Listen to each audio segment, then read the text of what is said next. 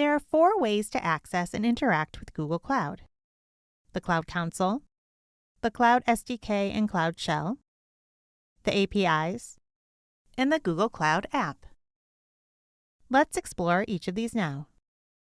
First is the Google Cloud Console, which is Google Cloud's graphical user interface, or GUI, that helps you deploy, scale, and diagnose production issues in a simple web-based interface.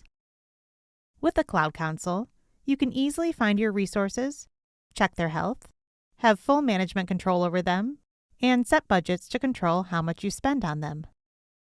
The Cloud Console also provides a search facility to quickly find resources and connect to instances via SSH in the browser. Second is through the Cloud SDK and Cloud Shell. The Cloud SDK is a set of tools that you can use to manage resources and applications hosted on Google Cloud. These include the Google Cloud CLI, which provides the main command line interface for Google Cloud products and services, and BQ, a command line tool for BigQuery.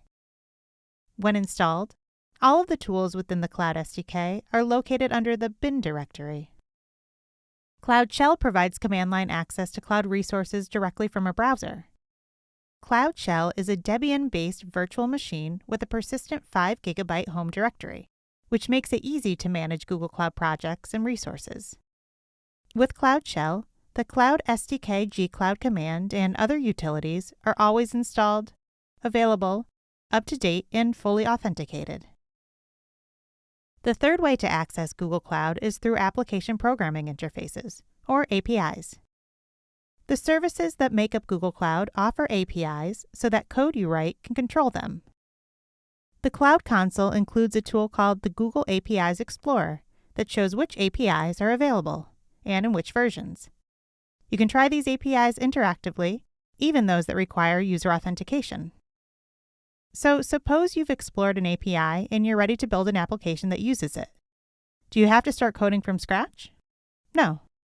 Google provides Cloud Client libraries and Google API Client libraries in many popular languages to take a lot of the drudgery out of the task of calling Google Cloud from your code.